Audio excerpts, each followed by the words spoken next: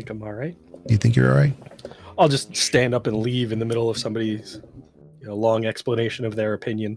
I'm just gonna piss myself. Gonna mentally check out like I normally do. I did particularly enjoy you saying I should have paid more attention in the last episode. Yeah, that moment of. And I know, like, you weren't talking about the actual conversation that was happening. You were talking about football, but it was very funny. They were like, Cobb and I were going back and forth, and Legion's just like, I'm gonna be honest, I was not listening. Y'all were saying stuff. I don't know. Who the fuck is that guy? What's it? He. There's three of us. What happened to Sniff? Yeah. So have y'all played Belgar yet? Never even heard of it. Sounds lame. Release all these in out of sequence.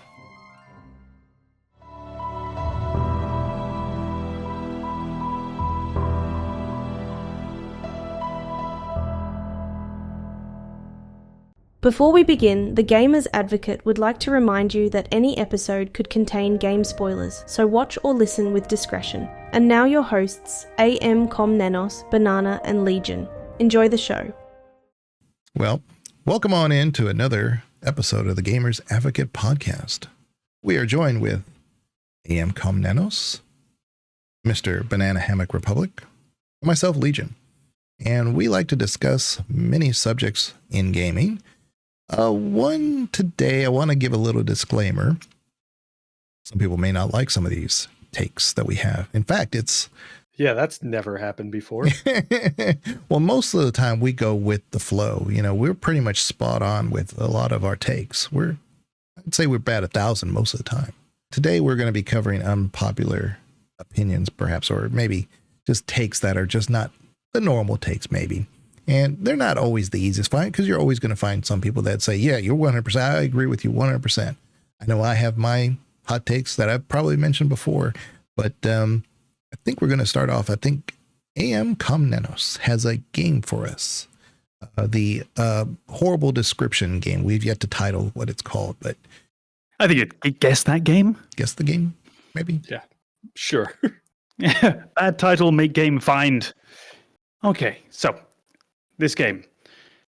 A motley crew of misfits, an anti-hero coming to terms with his past and searching for rebirth, beautiful mounts, amazing weapons, and a world being ravaged by the incessant advance of machinery and technology. I really want to say Final Fantasy VII, but I feel like you went a little too heavy-handed with that that hint, so maybe it's not. Aloy is the heroine. Oh, it fits Horizon? a surprising amount. I think anti-hero wouldn't fit, so Okay. not that. Yeah. Why can't I remember the name of that game? Now it's going to bother me too. Horizon Zero Dawn. Horizon, yeah. There. Thank you. So it's not Final Fantasy VII. Is it a Final Fantasy game? Can't give hints. You're not answering. you got to make a guess. Yeah. Or do you want that clue? Do you want to know if it's a Final Fantasy game? A Final Fantasy character that really fits the anti-hero model, and it's not a protagonist in my mind. Yeah, I'm stuck on the mech concept. What mech? Well, you said that there was a mech. The expansion of machinery. Expansion of I didn't machinery. say shit about mechs. Well, there you go. I'm just Do you want me to reread the prompt? sure. Yes, please. So, a motley crew of misfits, an anti-hero coming to terms with his past and searching for rebirth, beautiful mounts, amazing weapons, and a world being ravaged by the incessant advance of machinery and technology. Mass Effect 3. Mm-mm. Amazing mounts. Yeah. I never refer to Liara that way, but thank you. God damn it. I am curious if it's a game I haven't played. It was a very big game. Very big. I'm not sure if it's won Game of the Year in the last 5-10 years, but if it didn't, it must have been fucking close. Red Dead 2. Correct. Yeah. And That's honestly, exactly where I was leaning when I said, I wonder if it's a game I haven't played. Yeah. Honestly, if you'd have said Red Dead 2 first, I would have just said it was Rebirth, and you should have got it all along. Yeah. My entire thought process was futuristic, so I just wasn't thinking. Well, that was, actually where I started getting onto the idea that it's maybe retro technology, not what we think of as technology in modern era. And it's about the advance of technology. It's not that technology is done. It's not a finished story. It's the world changing. So there you go. Red Dead Redemption 2. Congratulations. Motley Crew of Misfits and Anti-Hero. Yeah, it makes sense. Yeah. Searching for Rebirth. He's not happy with who he was. And he let me sneak in the word Rebirth. Which means a lot to Final Fantasy VII still fits, but... Yeah, I think the only bit that doesn't quite is Anti-Hero. But even then, you could probably make it work if you wanted to. He's not a hero. He's from the corporation that is destroying the world. That's where he got his start. Or at least that's how you're presented. What? What? Yeah. Spoilers. So there we are. Shall we move on? Yeah, absolutely. That was a really good one. Appreciate that. Thank you very much, Com. Thank you, John. You were saying that you already had something on the top of your head about it's not what everybody would have, like a hot take. So my hot take number one, my unpopular gaming opinion. It's probably one where the fan base would consider me dead to them, but I'm going to go with it. I think Final Fantasy VII Rebirth is a better game than Final Fantasy VII.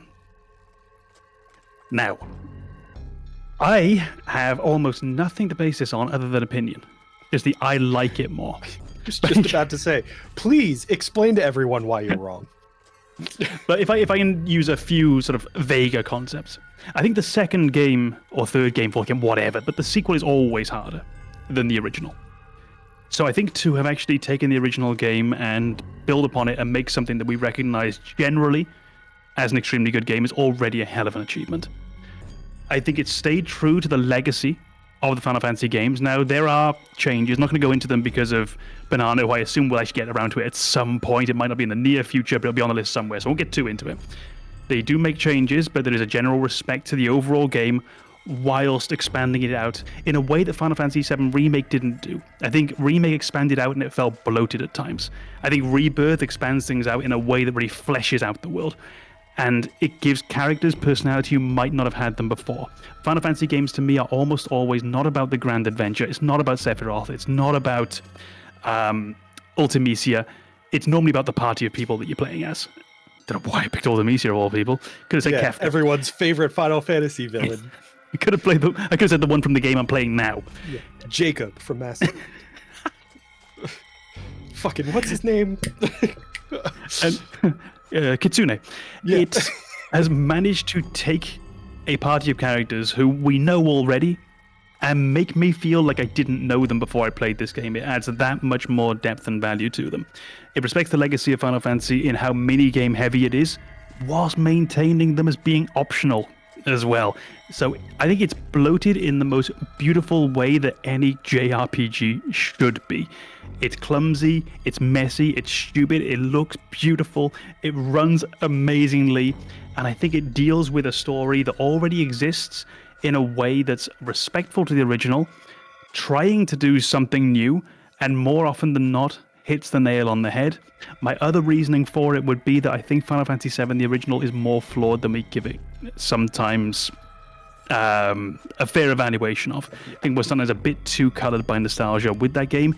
I think it's an amazing game. In my heart, it's a 10 out of 10, no doubt. Possibly in reality, it's closer to a 9. I think Rebirth would be above that.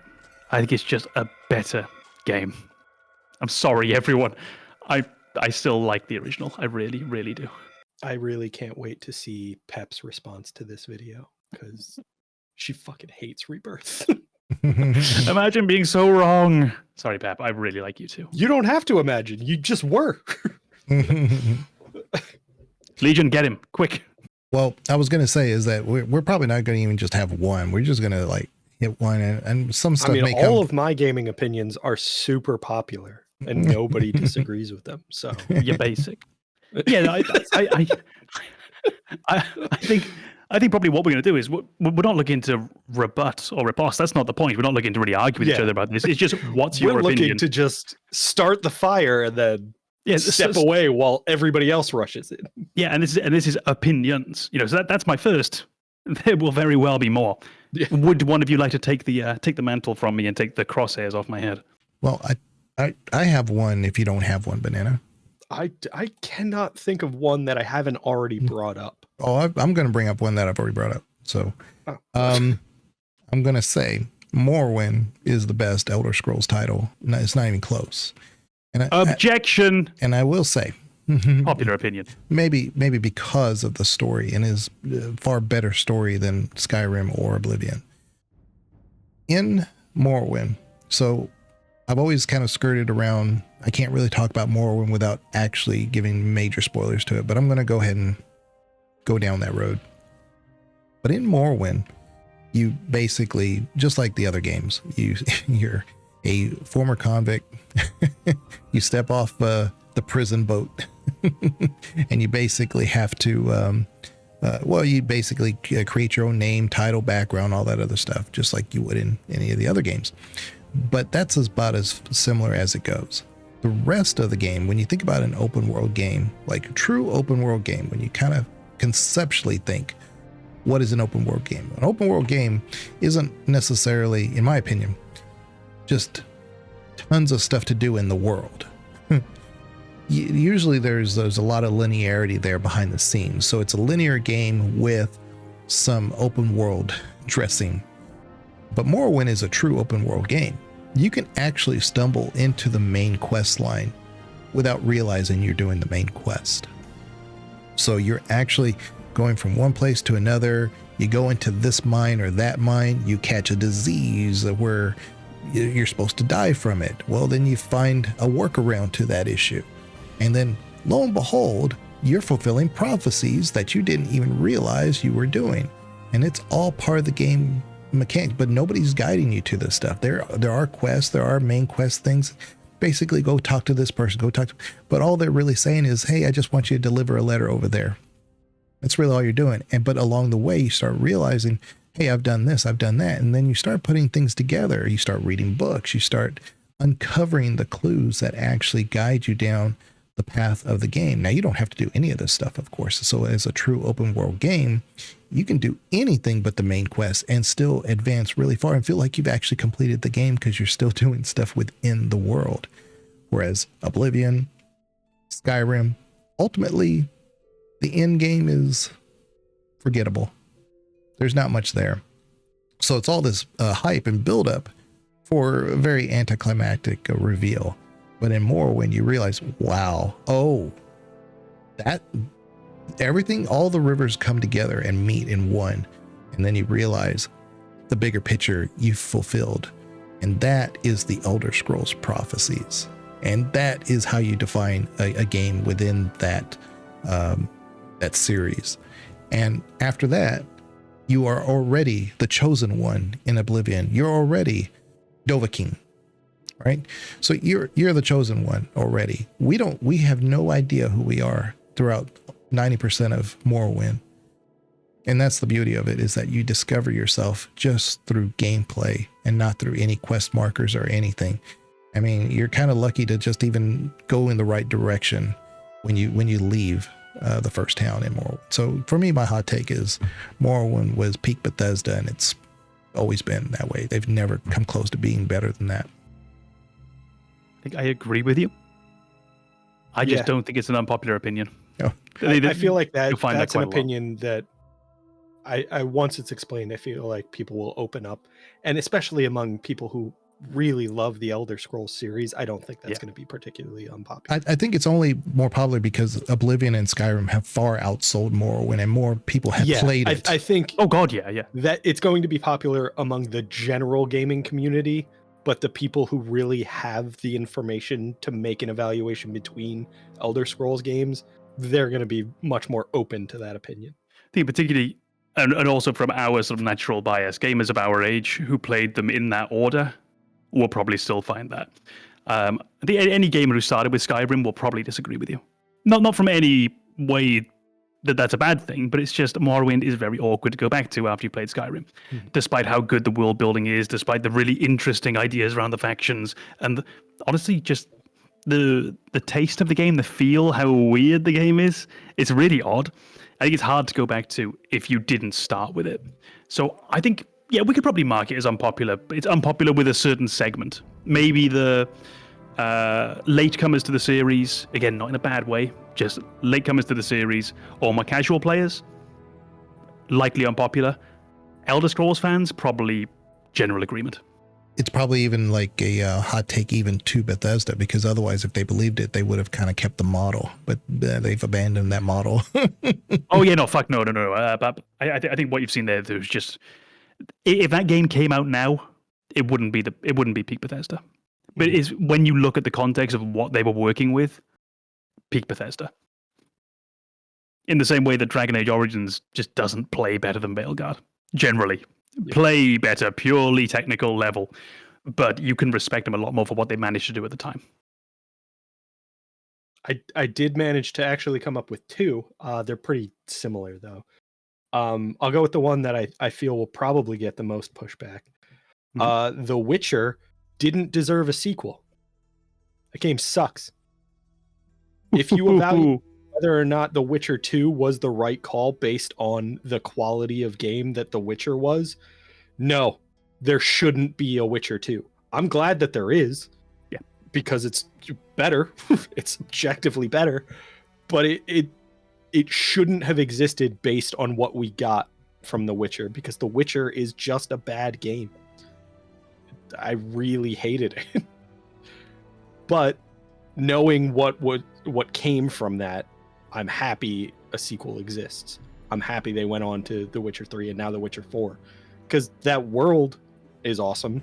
The characters are wonderful. When the game is done well, it's done well. It's enjoyable. But The Witcher 1 was not that game. That's a really good one. I think I agree, actually. So with me, it's a perfectly good take. The original Witcher game is dire. I've tried to play it more than once. Never got further than is the first major story boss the Hellhound? Or is the end of the first big area? I think you start in Kaer Morhen, you do the bit there, then you go off to the woods. I think the Hellhound is the end of that. To be honest, outside of the vampire orgy, I don't remember much. That makes a lot of sense. Yeah. And it's pretty bad. Yeah. And this isn't a game that I went back and played, 20 years later and thought, wow, this has aged badly. This is a game I played fairly close to it coming out and thought, oh, wow, this is bad now. It's that. Did it deserve a sequel? No, it probably didn't. Am I also very glad it got one? Yeah, because The Witcher 2 is fucking great. And I think I might prefer it to The Witcher 3. I think they're both fantastic games, but The Witcher 2 is outstanding. Yeah, The Witcher 2 was a very different engine. So if we're talking about the engines, of course, The Witcher, the first one, was a modified Aurora engine. So I played Neverwinter Nights and played that game to death. And The Witcher looks nothing like Neverwinter Nights at all. So they modified it so much that it looks unique to Neverwinter Nights, because Neverwinter Nights looks horrible. It plays like crap. So if that was their basis, was that engine, they had a lot to work with to begin with. So you're not wrong in the assessment of it didn't deserve a sequel based on the playability of The Witcher, for sure. I don't think anybody would argue that. I totally get what you're saying. But as far as like getting it, they had to go to a different. Now, if they use the same engine as it would have just been the same problem, just with a different story. But yeah. Actually, honestly, I think it's a really good opinion. A really good unpopular one. I think it is, because this is exactly what I'm talking about. Even when I'm wrong, I'm right. Honestly, I love that, because I think it's the idea of the repercussion. If at some point the studio had just said, no, this is awful, like fuck this is not worth it, how different the gaming landscape might even look, because there's no way The Witcher 3 in particular didn't have an impact on other studios and other developers. Right. Great. I love it. You terrible, terrible man. Yeah. So you said you had two. Yeah. I think I need some spacing between my next unpopular opinion so people will forget that it's just the same opinion again, just with a different name. I've actually just had to switch mine around as well because my second one was the first, but with a different beloved series. Yeah. Final Fantasy should have never had a sequel, and here's why. No, Final Fantasy should have lived up to its name. When you say sequel, do you mean like Final Fantasy X 2? Because I can get on board with this. Okay, my next opinion, and honestly, this one is a bit hot takey in the sense that I don't even really quite believe it, but I think there's some truth to it. Sony isn't a force for evil in gaming. I think Sony has been generally positive for gaming and the gaming community, and their purchase of the parent developer or whatever it is of Dark Souls, Elden Ring, etc., is nothing to be concerned about. And I'm basing this on the strength of their first-party titles. I think the PlayStation console itself over the course of gaming has done more to popularize gaming than really anything prior to mobile gaming, which likely takes it to an entire different stratosphere in terms of popularity. But I think the PlayStation and its name and its value did so much to normalize gaming and weirdly to make gaming actually kind of cool. We talk and we joke about how, it was hard growing up, gamers weren't cool growing up, but now gaming and nerd culture is a bit cool. The PlayStation always had a slightly cool edge to it. And I think it was the only one of those consoles that really did. Nintendo was still kind of geeky. Any of the Sega consoles, I mean, fucking hell, what a joke. The Xbox was often seen as being a bit too linked to Microsoft, so that's the sort of pocket protector nerd. I don't know, the PlayStation had something about it where it was much more acceptable to be playing. And I think that a point that I briefly went into last time, which is the single-player games. I think they allow for the development of interesting single-player games on their major consoles, and we have games that wouldn't have existed without Sony. And yeah, we could do with that Bloodborne on PC, but we wouldn't have Bloodborne without Sony. It was the Japan studio co-developing with Fromsoft that made Bloodborne. I think they are problematic, like most large corporations are. The more that they gain a monopoly, the worse they will be. But a gaming world with Sony as a large player, but not the only large player, is a better gaming world than one without Sony in it. Yeah, there's a lot of caveats in there. Yeah, as you went on to explain, I came to agree with you more and more. I would say Sony is not exclusively a force for evil in gaming. Yeah, but they do some really negative shit. But that's every corporation. I just think we're in an era where most of Sony's involvement recently has been negative, and we're all pretty pissed off about it. So it's the most fresh in our memory is the way that Sony fucked things up. But yeah, overwhelmingly, I think you're right. The overall impact that Sony has had on gaming has been a net positive. And when it's been, at its best, it's wonderful. When it's at its worst, it's kind of counterbalancing that. But overall, it's a positive. I think you might have framed it better than I did by looking at it in the sense of net positive, because you are allowing for all of the negatives, of which there are a whole bunch. And I think that last point is really important. The idea of they can't get too big. Any of these companies, if they get too big, that will be almost instantly problematic. Yeah. It's a landscape where if there's a Sony and a Microsoft and a Nintendo and an Activision, see, we're already getting into problems now. In that world, I don't see an inherent problem. If we go further down the path of continuing mergers, acquisitions, I'll change that opinion very quickly. Mm-hmm. Yeah, Sony's not opposed to having an open mind about certain things, because even when they first came out with the PlayStation, first of all, Sony didn't know if they themselves could pull off a console. And one of the first things that they didn't want, the CEO of Sony was trying to tell Sony America, no RPG titles, just exclusively action games. And that's what it was supposed to be, kind of like the Sega, basically. And they quickly kind of turned that around when they started seeing, when they went full force with things like Final Fantasy and stuff, that they saw the relevancy and how they could corner that market, or at least expand the idea of what a game could be. So they're not opposed to being open-minded about some things. So yeah, it has some pros. Maybe we'll put them in the we need to keep an eye on them category. They're not, They're not awful The yet. up-and-comers of the gaming industry. Indie we're Corporation watching of the Year. Yeah. There you go. That's my second unpopular opinion. So I've said this from time to time, and I think y'all know what I'll mean, but Resident Evil is just spooky Myst. So it's really just a Myst is, of course, the puzzle. All Resident Evil or just Resident Evil 1? Most of the Resident Evils, most of them. I Because was going to say, like, Resident Evil 4, that's just an action game. yeah, it's Again, like 5 and 6 as well. Like very shooter. which is why I like 4 a lot. I actually have referenced 4 a few times on when we've talked, but for me, most of the Resident Evils, anytime you have like those puzzle mechanics, which I totally understand, because as a horror game, if that's all you're doing, it's really just an action adventure game. If you don't add some kind of like other corresponding ideas or things to do. And what makes them more interesting is the stress of trying to do that while things are coming at you, you know. Right. But really, that's what Myst is. It just doesn't have zombies in it. So I've always referred to it as like spooky Myst, because maybe you'd have never played Myst or something like that. That's fine. I love the whole Myst series, Ribbon, and all that stuff. But they're very intricate and they're very hard to understand, because it's like they're spatial awareness type things. But Resident Evil is more or less like, you got to find this thing over here that has the number code to that thing over there, which is over here. And you just have to kind of remember where things are at. So it's not as bad, but to me, Resident Evil has always been not just, and I'm picking on Resident Evil, but the concept of a lot of those.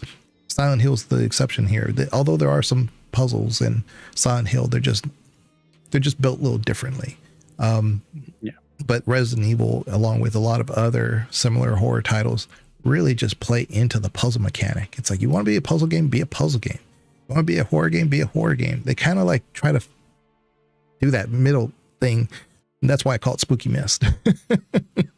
Yeah, I don't disagree. I don't agree. I think when boiled down, yeah, it is. But it's so well executed that I think it elevates itself above it. Mm-hmm. Meaning, I agree with you that it's an unpopular opinion. I think it's a cool one to have.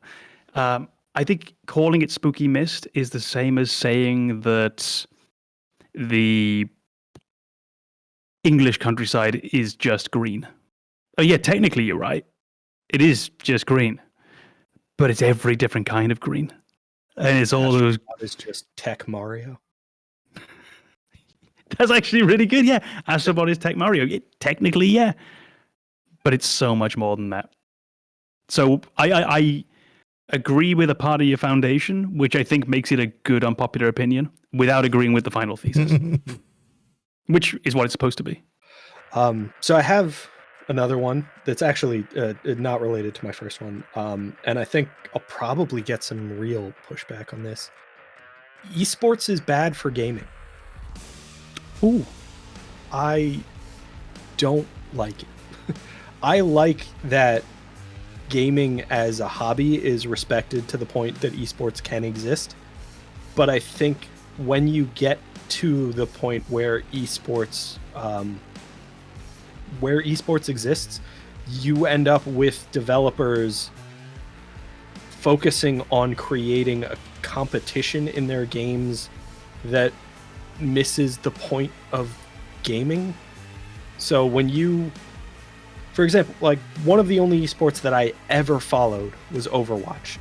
And what I found was I wasn't following the actual esports competition. I just liked the game. And because of the existence of esports, Overwatch was balanced based on the top less than 1% of exclusively PC gamers. And that balancing patch went out to everyone playing the game. And you ended up with console gamers who were like, this game sucks.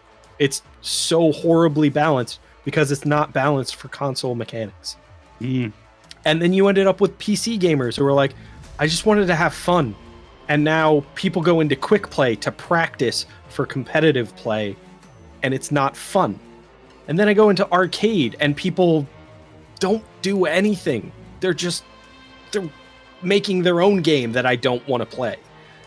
And it was this aspect of catering to the elites within your game and forgetting about everybody else that made your game a success. That really bothered me. And maybe that's not the case with other games that have become esports categories. Maybe CSGO is nothing like that. Maybe it's balanced across the board. I have no idea. But Overwatch sucked because it became an esport, in my opinion. When you say esports, you specifically referring to those type of games, not just PvP in general, right? Because there's a lot of like StarCraft. I mean specifically becoming a televised event. Yeah. Playing tournaments for these things that become kind of how people know about those games. I think that is ultimately bad for gaming. I think I agree. And it's a problem that any sport can potentially face, but it won't touch other sports for a reason I'll get to in a second. So, for example, if you think of football, rugby, American football, no matter what it is, these are all sports where we play by the same set of rules at the professional level and the amateur level. It's particularly true, or was until a few years ago, of football. Until the advent of the video technology, which you now see in the Premier League, we were literally all playing the same game, exactly in the same way. The only difference is we might not have enough players, or we might have backpacks instead of goalposts. But the principle is we're playing exactly the same game. And that's the beauty of the whole thing, is we are playing exactly the same game as the pros. The problem is, in football, rugby, whatever it might be, when you're playing locally, you're playing with a relatively small group of people, playing at an amateur level, and there will be people of your level. If you play Overwatch, you are playing with everyone from around the world, and the level is that much higher. So as a beginner, it's really fucking hard to find your way in. Then you have the incentive to professionalize amongst players, meaning they're playing in a very competitive sense. I think, is every game ranked? You can probably get out of ranked games, right? Yeah, in Overwatch, you can just play like quick play or some of these other game modes, but there's a specifically ranked or competitive category of gaming that you can exclusively matchmake in competitive games. Okay, then my point is somewhat undermined, but I was going to say in that ranked tier in particular, people aren't going in there to have fun, I would imagine. They're going in there with the potential dream of one day making it pro, or just playing at a very, very high level. Maybe not making it pro, but being good enough to play at that very, very high level. And I don't think it would have the casual nature that sport in real life has. Because if you think of, okay, for myself, so I do kickboxing, mixed martial arts. If someone's worse than me, I don't try and beat the fuck out of them. And if someone's better than me and we're sparring, they don't try and beat the fuck out of me. It's about cooperative sparring. So it's about, okay, this guy's better than me, or I'm better than this guy. So maybe the better one can work on some techniques they're not quite so good at. They can maybe try and work off a different stance. They can try and work southpaw instead of regular. They can try maybe a bladed stance, more like karate, and try and maybe hamstring themselves a bit. And we're not going to punch full force. We're going to pull. We're going to make sure we all go home and go to our jobs tomorrow without having black eyes and cuts on the forehead. I don't think there's any of that culture that exists in online games already. And then you add onto that the professional motive, and you likely just make that 1,000 times worse. Yeah. So I think I probably agree with you, but I don't think it's a popular opinion. I think you've also kind of pointed out something else that exists in games that is a lot more easily diffused in other sports. If somebody thinks that they're good enough to go pro in a sport, you can point out, no, you're not. But when it comes to video games, it's so much harder to break that illusion of superiority, where people can watch Overwatch at high levels and think, yeah, I can do this. And then they play like shit in their next game, and they blame everyone else on their team instead of themselves. It's so much harder to break that illusion, to bring that self-awareness that's like, you think you're incredible. You are not. You might even be better than the kids on your team, but you're not operating at the level you think you're operating at. That's also when you get into a slightly broader point of it being destructive just for one's self-confidence and mentality. And this would be more of a general social media problem. And this will not be a particularly unpopular opinion. So if I go into like another hobby, so I play guitar, I play music, and I'm pretty good, and I'm on a technical level as a guitarist better than most people I know. I don't know many guitarists who are better than me, but if I go online, I'm shit. Everyone's better than me who posts on Instagram. Everyone's better than me who's got a YouTube channel. They're incredible because I'm seeing the best of the best, the creme de la creme of all the world directly in front of my eyes. And it's absolutely soul-crushing. And it really makes you think, like, what is the point almost? I'm trash, I'm garbage. Yeah. You need to try and maintain that perspective of, no, I'm fine. Those are just the 0.1% of the 0.1%. Yeah. They're the best of the best. And it's very, very normal. And it probably normalizes that, and that puts people off as well. So you're going to have people who are deluded into thinking, oh, yeah, I can do what they do on the pros. And at the same time, you'll have people looking at it thinking, I could never do that. And then never even picking up the fucking game in the first place and giving it a try. I think there's also that element of, if you go online and you share that you're learning guitar, people will come in and be like, good, keep practicing. Here's some things that will help you improve your technique. That is not how online gaming works. I can feel like instantly where this was going. At this character in Overwatch, people are going to be like, kill yourself. Yeah. That's the only solution. Because that's just the toxicity of those online gaming communities. For whatever reason, they are inherently competitive. And if you're not better than somebody, you don't deserve to play their favorite game. Like, it's such nonsense. And that element of competition all the way down to the levels that are not competitive is so destructive. How big are the teams on Overwatch? Overwatch 2, it's 5v5. Shit, if it was 3v3, I was going to say we should start a team. Also, I don't play Overwatch anymore. I stopped when they went to start a team. Overwatch I've never played 2. it. I don't have any experience with the current stuff, but I know back in the day when we had the ladder system, the way that worked, and it's probably better now. So I agree with you, because I have no reason to disagree with your hot take. But with us, with the ladder system, the only way you moved up was by beating somebody who was a higher rank than you. So in other words, if I was ranked 25 and I played all the 50s all day, I never moved. But somebody could leapfrog me because they played the number 3 and the 50 played them, and so it would leapfrog them maybe to 24 or something like that, 23. And so you wouldn't go down by losing. So the top teams would generally not play a lot of the lower teams. A lot of times you would think, like, mentally, like, oh, the top teams just want to keep playing the top teams. Well, that's how they stayed there. That's how they never got moved out, because they never would play anybody outside of that. So I would say, like, the teams, the esports now, it's ranked. So you have a more subjective way of saying where these people are and how good they are, versus back in the day, you could kind of have a wrong answer as your top 10 group or whatever. Because I mean, I can't tell you how many times I was like, I'm going to play the number 5 person today. They just didn't want to play me. It was very hard to crack that nut back in the day. So I don't know. I'm just saying, it's like, you're probably right, but it's probably a better system at least than what we had. Yeah. I mean, it's an unpopular opinion. You shouldn't say you should probably be right. We could just say he's wrong. That's fine. Yeah, but that's the thing. I'm actually always right. Yeah, I know, but we're allowed to pretend, Yeah. Jeez. The comments will do more than pretend I'm not. They will point out all of the ways I'm wrong. I think my next one probably wouldn't be that liked. You ready? Oh, I'm ready. Hit me with it. Yeah. Streaming is not art.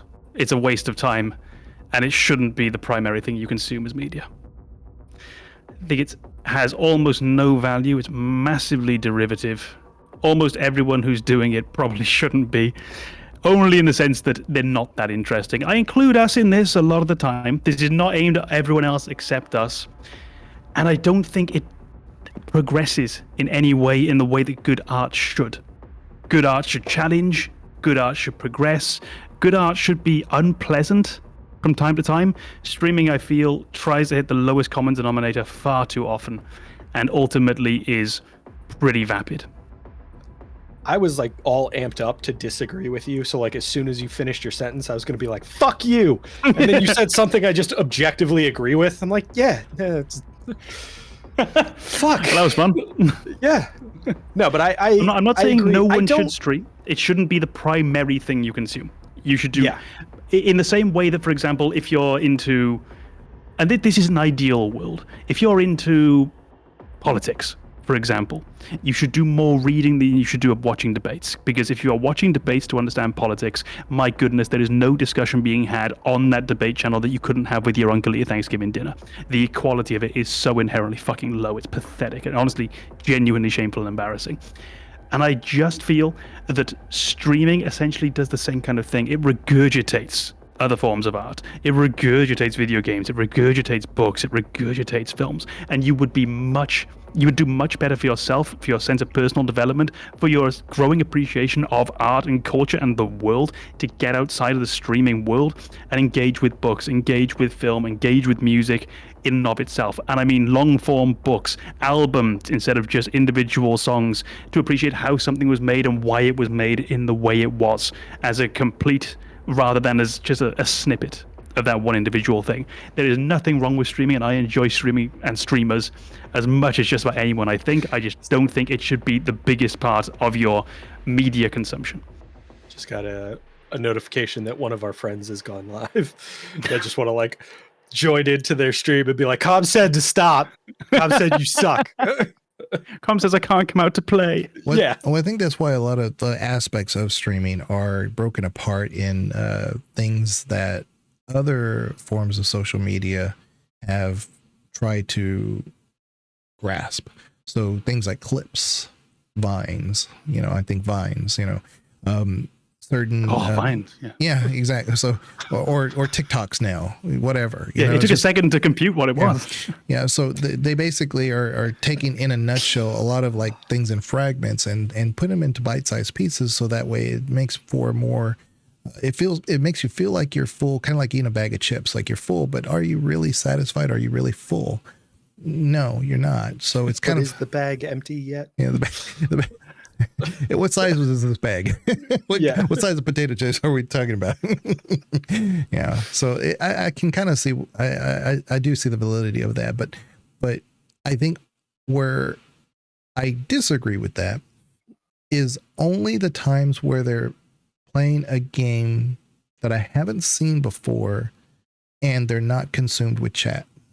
Like they're actually demonstrating what's going on with the game. Like give me some kind of aspect, like what's the beginning? What's the tutorial? Is there a tutorial? Maybe it's like a game like Balatro or something that I've heard about. Maybe now I need to see what is the fanfare? What is going on here? But if they're spending 45 minutes introducing everybody in chat and then bantering going on, I haven't learned a single thing about Balatro. Yeah. Yeah. I completely agree with Legion on this one. I agree with overall your point. First of all, I don't think of streaming as art at all. I just don't. I think streaming is a social exercise of somebody consuming art. It's not art itself. And a big part of streaming, I think, is that community element to say, like, I want to share the experience of this game with you. It's a social thing. It's not artistic. But I think if you want that, if you know that's what you're looking for, I don't see any reason to disagree with you. I think people should be streaming. People have fun communities, but I don't think that watching someone playing a game is in any way equivalent to experiencing that game for yourself. So if you watched a streamer play a game, don't offer me a review on the game. You didn't play it. Like, don't give me your analysis filtered through somebody else's experience. But if you say, yeah, the game looked interesting, I might want to check it out, that's totally fine. Like, yeah, that's wonderful. And I think that's actually a service that streaming can provide. So like, if a game is very popular and I know nothing about it, streaming is kind of an on-demand, let's go see what gameplay looks like. Let's go see what other people are enjoying about this game. And it provides that service fairly effectively, but like, it's not art. I'm not Yeah. growing as a person because I watched a Twitch stream. Yeah, I think that's ultimately where a big part of my point comes from. And to be clear, we're doing a hot takes episode. Most of this is the ideas that are quickly coming into the head. They're not being fully formed. This is more just, okay, I think this. Let me just try and find out why along the way. So even if I've said that, like, I think I tried to caveat it. If I've said that it serves no purpose or it shouldn't be used, absolutely not. Absolutely not. It definitely has some value. Yes, I would like to see people engage with less of it and engage more with other things. That's it. And again, if you don't want to, fair enough. I completely agree. I also think it runs that issue of social media, or a danger of social media, where people who get popular feel credible for some reason. Oh gosh, yeah. Where like if you watch a gaming streamer and they share their opinion on a game, a lot of people treat it as if that's a valuable analysis. And yeah, no, that's just a popular person's opinion. That's not insightful analysis. That's just somebody who has a lot of friends telling me how they feel about something. That probably actually won't care. And this is where this opinion largely was formed in my mind. It was being recommended on my YouTube in particular, because my YouTube, I try to keep the algorithm reasonably clear, because I just don't like being proposed videos. So it doesn't really know exactly who I am, so it promotes videos I don't necessarily want. And it promotes a lot of politics videos. And there was a politics video by a guy called Tim Pool. And my goodness, some of the takes were just, I would be embarrassed to have them. I don't mean anything by his conclusions. I mean the low effort that was put into them was maddening. Like I would be embarrassed to go on and talk with the confidence that he talks with about subjects that he clearly doesn't engage with. It's not doesn't understand, doesn't know, it hasn't engaged with. And seeing that really darkened the idea of streaming as a whole, because I thought, hold on, if this is one of the biggest things that we're seeing coming out of the streaming world, and maybe it is, maybe it isn't, I don't know, ended up my front page, I had a lot of views, I assumed it was quite big. It's a damning indictment of streaming, and I wish we weren't engaging with that. And again, it's not even about the conclusions. I will disagree with him, I think, on basically everything, but it's not even that. It's how little work went into it, and I feel that streaming is such a lazy way to make content. It doesn't have to be. It doesn't have to be. Mm-hmm. But it often is. And I wish we would do better.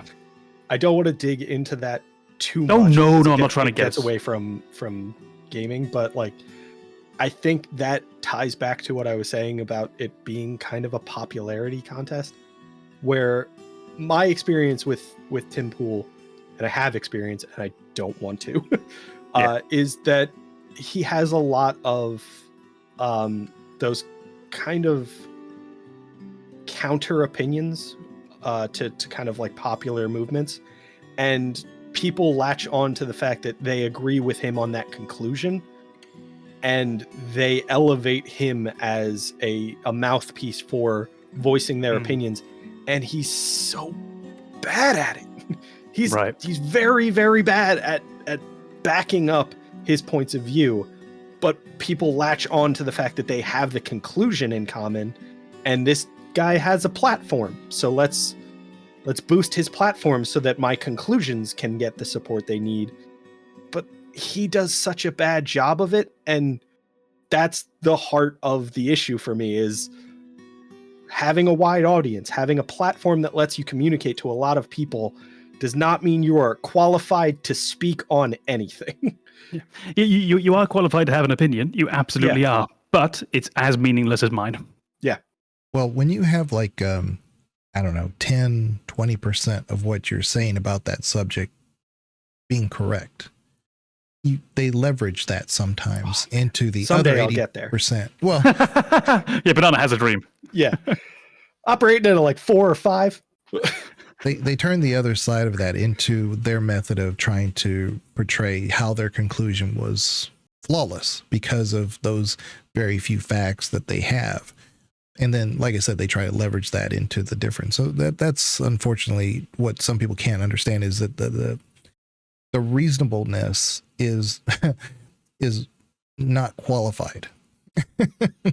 Yeah, it's simply juxtaposed because of the bits and pieces here, you know. Bro, it's fucking lazy. It's fucking lazy. I think that, honestly that is probably my one big catch-all for what's wrong with streaming is it's not inherently lazy, but it's done in a lazy way far too often by people who could do better. And this is not aimed at that. Like, just to pull it back to gaming, just a lot of gaming stuff. I wish people had more to say about it. I wish that when people finished a game that they were streaming, that they gave it a review, so to speak. I want to see you engage and think critically about what just happened, what was happening. Maybe at the end of each stream, have a look back and have a think back of what's been going on in the game, which I don't do. So this isn't a big, watch us, because I don't do that myself. I just think streaming, it doesn't really accomplish anything, which isn't inherently bad, but it is meaningless. Yeah, the few times that I stream, it's a mess, of course. God, we've taken a turn here, haven't we? Yeah, but the few times I have, it's kind of it's a weight almost, because like the topic for this episode is why we're better than your favorite streamers. Whilst repeatedly saying we're not. Yeah, well, it's very difficult for someone like myself to just stream Baldur's Gate 3, because a lot of my content has been based on, I shouldn't say based on, but it's been based on a lot of BioWare titles. It just happened to be that Baldur's Gate 3 is the one that got the most interest. So it's really hard for me to just stream that. And if somebody has been acquainted with my videos or my past work, it's like I can't just stream Baldur's Gate 3. I have to talk about the lore of this thing. I have to talk about the lore of that thing. I have to like really extrapolate from my head, which is missing a lot of pieces. So it's one of those things that's like, I can totally understand what you're saying. Like it's a lot of times it can be presented very lazily. Like, here I am streaming the game, or I'm just having this conversation with everybody in chat, and then the game is kind of by the way. I mean, I almost wish I had that problem, because all I am is talking about lore this, lore that the whole time. I feel I should probably just bring this one to a close just by saying that I don't hate streaming. Like, just to be very clear, I think it's perfectly fine, and it's a perfectly fine pastime, and it definitely has a purpose, because it's pleasant, and not everything in life has to mean something. Yeah. You are allowed to just have fun. When I'm playing Final Fantasy VI, I'm not searching for greater meaning. It's just really fun. I like how Kefka laughs, and streaming can offer you a lot of that as well. It's just, I don't see a massive value in it, and that's where I would want it, ideally, to not be such a big thing. Yeah, I would love it to be a small pastime and not somewhere that we really go and spend our time. And yeah, I'm guilty of doing this myself too. Should probably get us off this topic, because I think I've pulled us too far down. Well, one final point then on that topic. I think that's it. Just the way you approach streaming is the important part. If you approach it as just a fun way to spend your time, maybe hang out with friends, yeah, that's exactly what it's for. Do that. Yeah. But like, don't get your news from a streaming platform. Whoa, don't get your gaming news from a streaming platform. Form those opinions on your own. Maybe go to a stream if you want to check out a game and get that just taste, that almost information that you can then use to decide whether or not you want to dig into it deeper. But yeah, don't treat streaming as if it's something tremendously meaningful. It's just fun. It should just be fun. And that's good. Yeah. Yeah, because I mean, both of you two are highly educated, but when y'all stream, I'm not there to like learn everything about the modern politics and everything that goes on with it. And y'all may be perfectly qualified to comment on those things, but I shouldn't be basing everything I know based on, your point of view. But you do see that a lot, unfortunately. So. I make too many sperm jokes. Yeah. Nobody wants me to offer my insight on the technology of the portal gun, and because I'm an electrical engineer. So go on. Yeah, absolutely, just reserve the right to dismiss anything a streamer says at any point for no other reason than you heard them while they were streaming. Like, that's good enough. Your hot takes on the modern political climate just because you are a electrical engineer. That's the way that I'm talking. Go on, Legion. Have you got another hot take? Well, it's one that I've kind of mentioned before, and you're saying it's not really a hot take, but I kind of think it is. I don't think you probably be able to say his name better than I can, but Peter Molyneux, right? Molyneux? Peter Molyneux? Yeah. It's Peter. Well, I think I Frenched it a bit. I think as you well, nailed it. Peter Molyneux. I don't think he's ever made one single great game. I think he's made a lot of good game concepts. Populous, Fable, all those. They're great concepts. They don't execute that great. But he's considered like this great game designer. And I love him to death. I think without him, we wouldn't be where we are. The whole like idea of, like I said, concept is what he's really good at coming up with. And integrating those into games is just something that is light years beyond what a lot of people have done and where we would be now if we had him in the bigger picture. But I don't think he's ever really made a great game. That's the difference. I think honestly, I completely agree. And the reason I say I don't know if it's a hot take is I think honestly his legacy will be a great ideas man who never quite got it right. And there's nothing wrong with that because, like you said, a world without Peter Molyneux is a less interesting gaming world. Populous was him, wasn't it? Mm-hmm. Instantly, look at the impact of Populous just in and of itself directly. Black and White, Fable. This is enormous. Fable 2, in my estimation, is a great game, but it's not gonna live up to the hype surrounding his name. Right. Yeah. Like I think it's a great game, and when you say like he's never made a great game, I think Fable 2 is the exception to that. But if you want to tell me that like Fable 2 is the defining game of his career, I'm gonna be like, nah, no. And what defines his career is not any one of those games.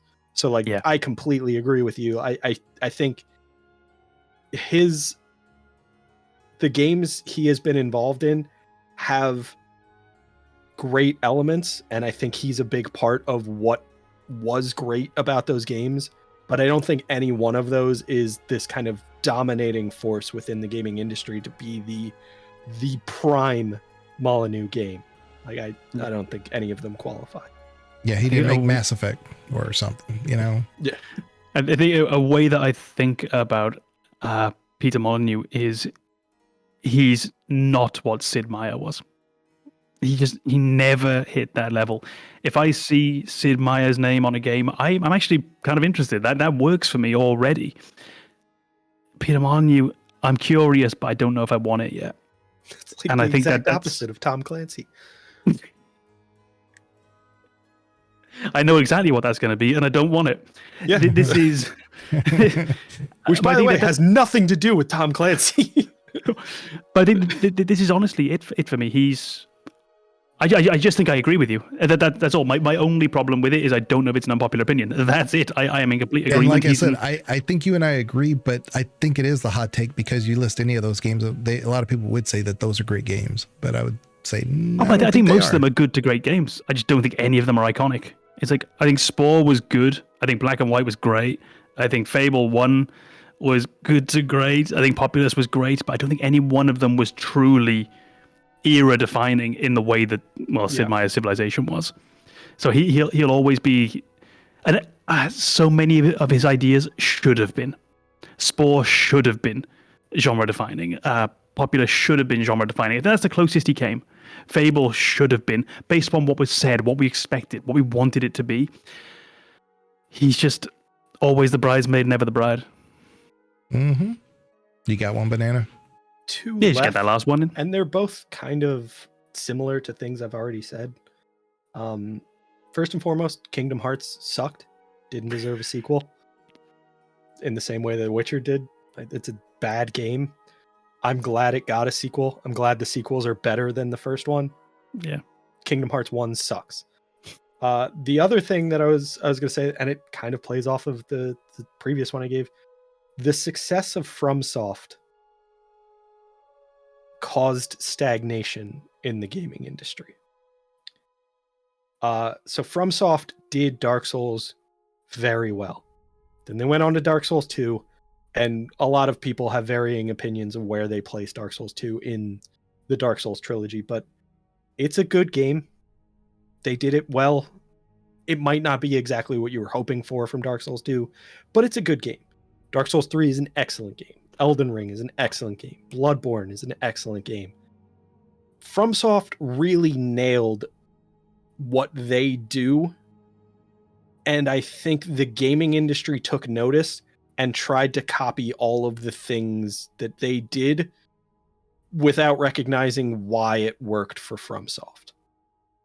And I think the fact that we have a Souls-like category of games showcases that the gaming industry saw FromSoft's success and was like, we need to mimic that, and not we need to find a way to do what they did really well for ourselves.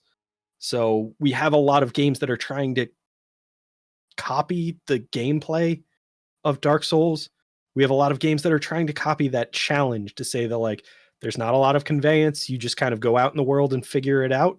And it's going to be tough. You're going to die a lot. There are a lot of games that do that. Those aren't what made Dark Souls great. Dark Souls was new and fresh, and it was an adventure game that felt like a different style of combat. And then every game kind of polished that a little bit more.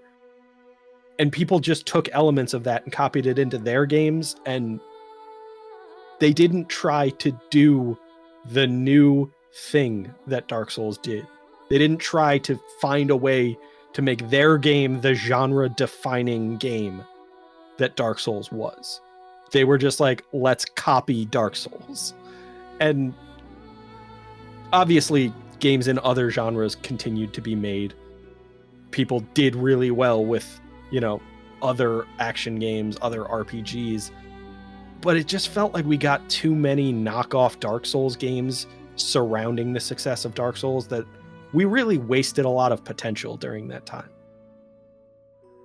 So it's one of those critiques where it's very much not a critique of the game itself. It's purely how the gaming world reacted to it. Yeah. Was the problem.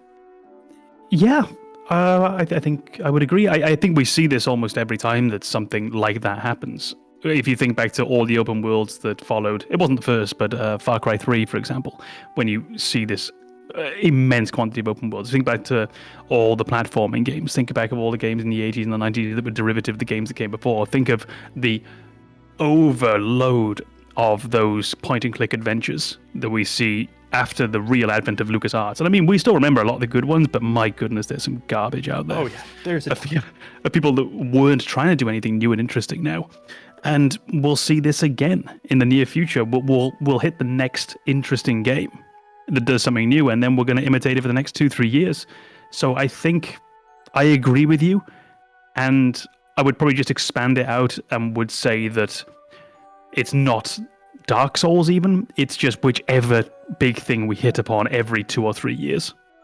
Much longer in the case of Dark Souls, but I feel like Dark Souls is that example because they maintained success for a long time and people kept imitating it. Whereas, like, if I saw a bunch of knockoff Baldur's Gate games in the next few years, honestly, like, I probably wouldn't be too upset because I like those games. But also I'd be like, yeah, you're doing the wrong thing again. Look at what made Baldur's Gate 3 the big deal it was and try to copy that. Don't try to copy game elements. Don't try to copy design. Try to copy the ambition. Try to copy the ideas that they used to say, what didn't we have in previous video games and how do we represent that in ours? And that's what I'm not seeing from the industry when you see those big success games get copied. Yes, when you get like Icewind Dale. Yeah. Yeah, I think I've got nothing to disagree with. And I think that's pretty good. The only thing I disagree about all that, of course, and this is a hot take on top of your hot take. Double layered? Yeah, Dark Souls Just waiting for her to say, like, remember when you said Dark Souls 1 was a great game? You're wrong. Fuck you. Yeah. Dark Souls is just open world Metroid. They're just copying Metroid. My man don't know what open world means. Do I not know what Metroid means? Metroidvania. The fuck are you talking about?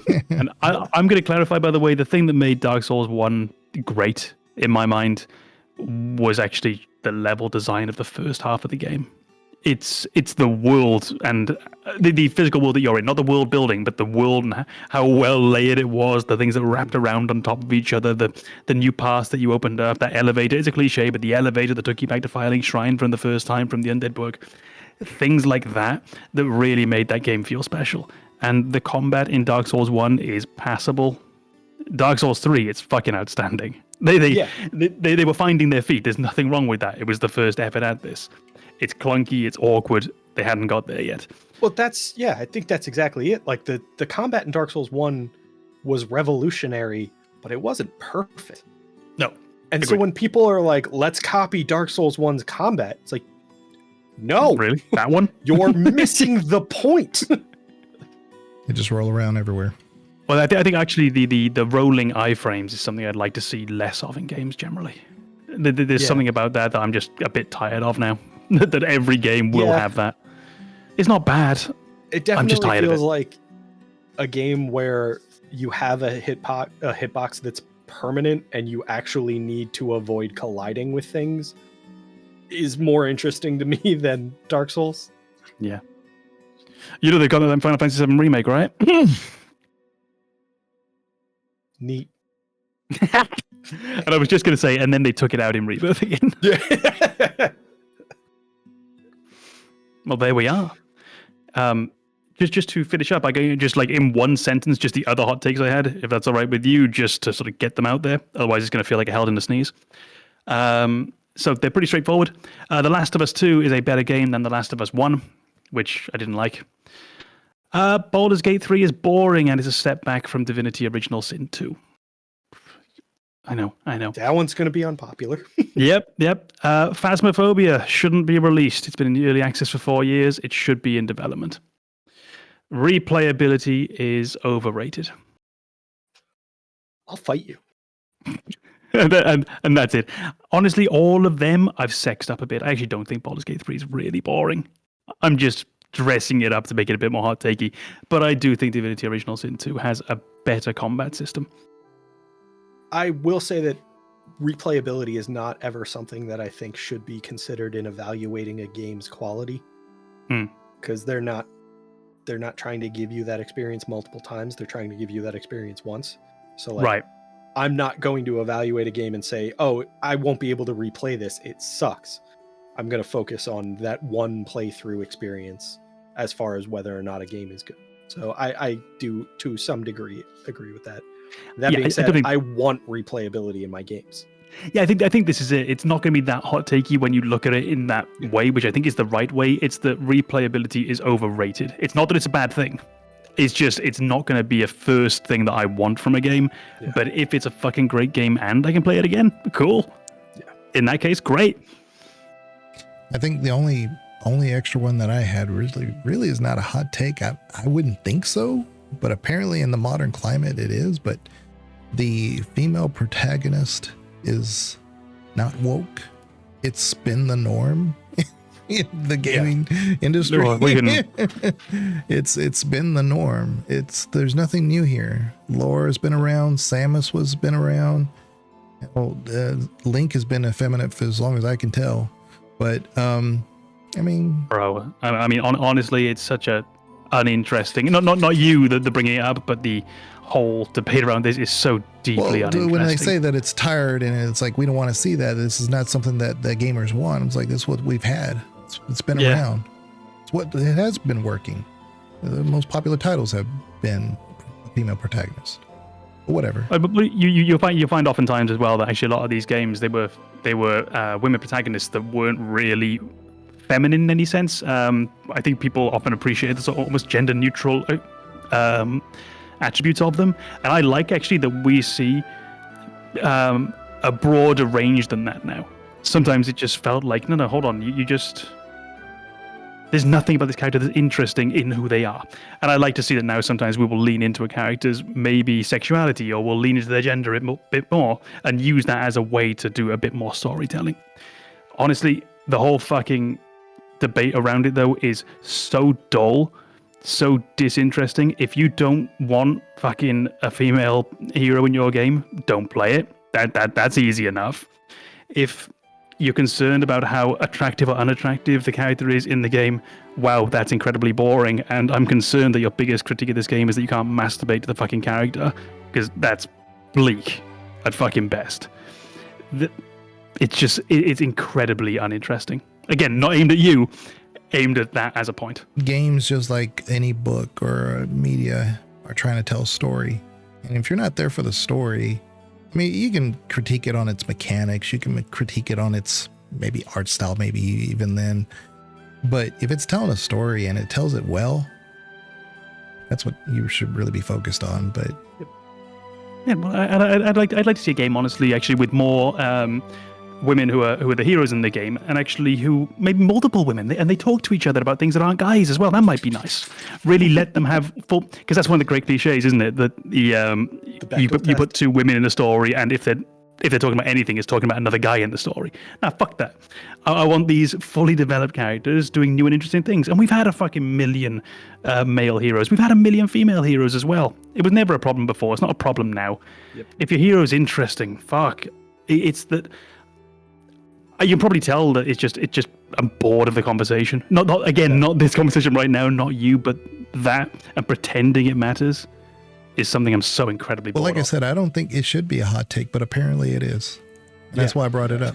So, yeah. I agree with that. Yeah. Well, I have my standard hot take that I've brought up multiple times. Ocarina of Time sucks. It's overrated. It doesn't suck, but it is overrated. Baldur's Gate 2 is a better dating sim than Baldur's Gate 3. And Baldur's Gate 3 is not a dating sim. Like, I don't know if that's actually a hot take, but like, I feel like that's news to some people. With my little experience, which has primarily been with Lazel, it's more a fuck buddy simulator anyway. Yeah. Sure. Which I've been digging. Like before the game came out, they had that trailer just before the game came out when they had a Halsin as a bear, and you were, that's like what everybody wanted to focus on. It's like, oh, so kind of like with Mass Effect. Oh, it's a space sex simulator. No. Oh yeah, but I remember that nonsense. Yeah, the hardcore porn Mass Effect sex sim. More things change, more things stay the same. God, it really is, isn't it? Doesn't that make you feel older? Yeah. Inquisition being out for 10 years does not make me feel old. That, seeing the repetition in media criticism, that makes me feel old. Thinking, oh wait, I've heard this shit before a million times. We've graduated from seeing a blue ass on our screen in Mass Effect 1 to a red ass on our screen in Baldur's Gate 3. We've really come a long way. We did it, guys. We did it. Really pushing new ground. And I forgot to mention, Zelda 2 is a great game. I like it. It's not not a great, but it is a really good game. So Zelda 2 has the foundation of a great game, but if you play it without a walkthrough, it's fucking unplayable. If they were to address that aspect of it, I think it would be a great game. I loved it because you could go into a city, talk to people. It was like you couldn't do all this before. Right? It was just you went into the little house, Link talked to this person, whatever. But here you were actually traversing and going into their homes. And I don't know if Link talks to anyone ever. Well, that's true. You started a conversation with somebody. Link never participates. He just listens. He started a monologue. Yeah. I've got it's not until the CDI games that Link had a voice. Zelda had one too, but we've got a little extra one as well. It's that Final Fantasy 13 is a really good Final Fantasy game. That's a tough one, isn't it? It's better than people say, definitely. Yeah. But a really good Final Fantasy game, I'd still put 13. I think I've overstated it for the sake of, making a point. Yeah. Better than people say. Same with 15. Better than people say. Yeah.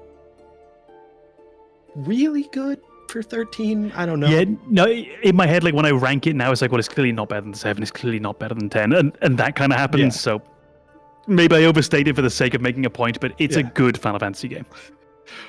I feel like we're looking for that, like, I'm right, but how do I phrase it like an asshole?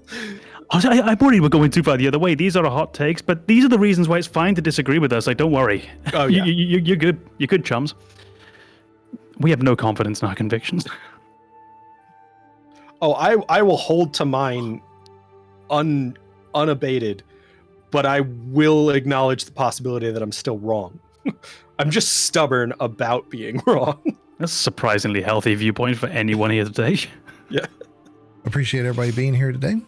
And be sure to... You know what, Legion? We appreciate you too. Oh. Thank you. Don't speak for me. You know what, Legion? I appreciate you too. I appreciate being appreciated. So there you go. Well, no. Let's just keep this going. But if you're Another listening to 4-hour us, episode coming out. yeah, if you're listening to us on Apple, iTunes, Spotify, or Amazon Music, remember we do have a YouTube, and you can see all of us on video in 2K, And not 1440. just us, but Mhm. Legion also puts pieces of game footage in there, which is what you should really be caring about. Some of it's pretty cool. Relevant game footage. Yeah. It's not a game that we're not talking about. The music, however, yeah. Yeah, I do a lot of underlying music. But anyway, if you can, give it a like, subscribe, comments, move that needle. I feel like we've given you plenty of opportunity to tell us how wrong we are this episode. So Really love to take it see out more on Legion. comments on that. If you saw half the comments well, not probably half. I mean, for the most part, a lot of the YouTube comments that I get on my own channel they're pretty much in line with the, but every once in a while I'll get one like, what are you talking about? Why do you like Andromeda so much? Or they're just off topic. Like, I don't know where they're going with it. I'm like, okay, all right, thanks for commenting.